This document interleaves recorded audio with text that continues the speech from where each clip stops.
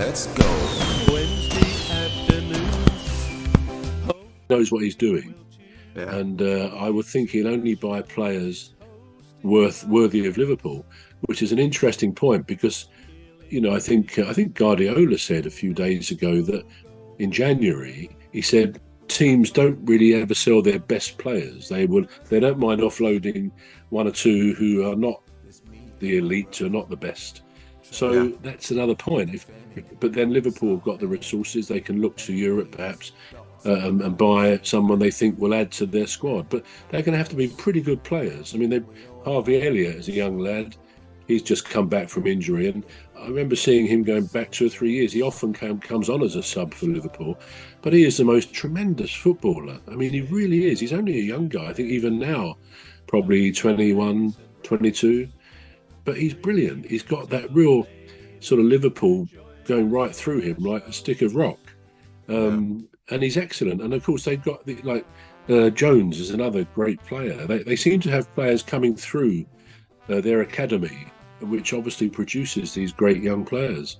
So I don't think we'll see someone that we might consider as a Premier League footballer, but he's quite average. I think they only want people who are the cream, like Manchester City, and so on.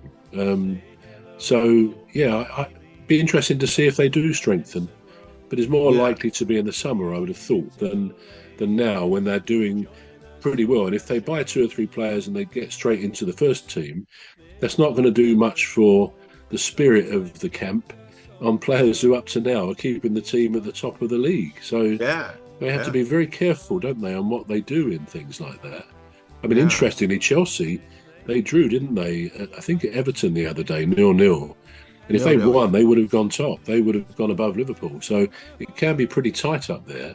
But no one can argue that Slot is doing very well at Liverpool. He is. He's doing a really good job. Now, the next one is Marcus Rashford. I know we touched on it last week, but it seems to be more... It seems to be experiencing more of an exclusion from the, starting teams with Amorim. I know he said that, he's probably looking for, moving, perhaps not in direct words, but do you think, because even with his exclusion, the team still lose, they still lost twice. Do you think there's a really big issue with the team? And Rashford. Well, first thing on the Rashford thing, I think from what I read the other day, I think the other players, or some of them, are not very impressed with the fact that Rashford went public to say he wanted a new challenge. In other words, he wants to leave. And then something else I noticed that there's more chance that he'll be recalled for the game on Boxing Day because of the very poor result the other day, wasn't it? Bournemouth beating them 3-0 at Man U's ground. I mean, that sort of result would have been unheard of a few years ago, even relatively recently. So something's gone wrong there. They spent a lot of money, let's face it. They spent millions, hundreds of millions on the players, but something isn't working, and I don't know whether it's team spirit. I can't get a feeling for whether, what is it, Amorim his name, isn't it? I think that from what I've heard of him and what I've heard him say, I think he's a good bloke. He knows his football, but it's too early perhaps. He's having precisely the downturn that we said before that we expected of Liverpool. But then Man U seems to be having this downturn every new manager they get. And when you think, I don't know how many it is now since Ferguson, he retired in 2013, so it's 11 years. And they must have had, it's probably not 11 managers, but it's a fair few now who've gone there. It is, yeah. And none of them has done particularly well. I think Mourinho won a trophy, didn't he, perhaps? Yeah. 1 or 2 trophies, the cups.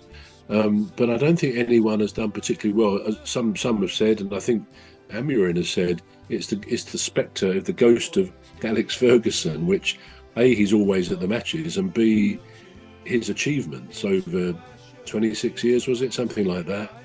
Yeah. Make it almost impossible for anyone else to come in and really pick up the reins without thinking of that ultra successful, mega successful manager breathing down your neck. Now, I don't think he does breathe down their necks. I think some of them have sought his advice, but then that may be because they felt they ought to do that if things weren't going too well.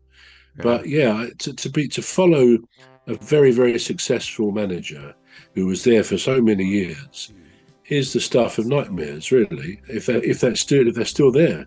Mostly when a manager goes, he's sacked or retires, or like Klopp retires or wants to leave, that manager goes. He's not there anymore. But if someone is still there with all that influence, if you like, and the attachment of past players and the fans.